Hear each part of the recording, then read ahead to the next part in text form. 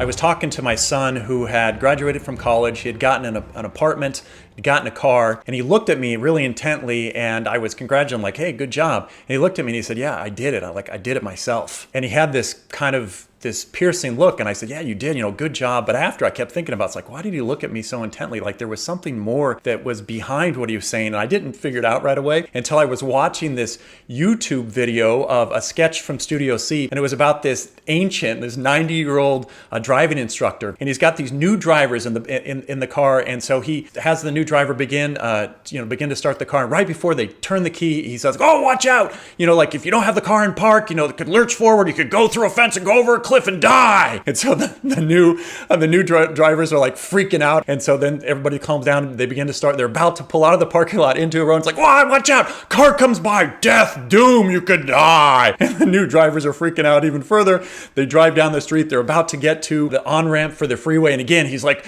watch out, this is horrible. In the midst of all, the kids, the new drivers are so despairing and despondent that at some point, it's a funny sketch, the kids like fall out of the car. They're like, if we're gonna die anyways, we might as well just do it now and jump out. And so then I realized in the midst of that is like, wow, that guy, and it was really funny until I applied it to me and realized, you know what?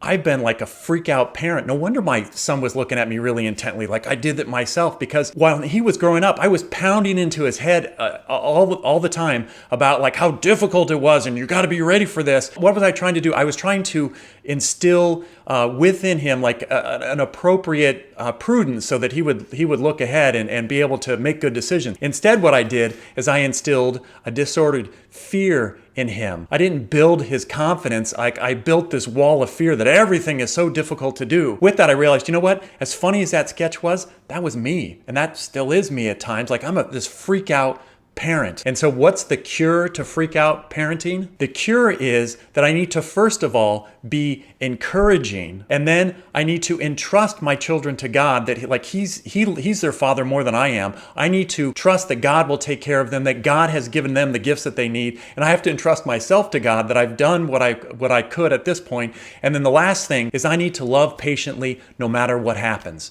So the cure to freak out parenting, trust God.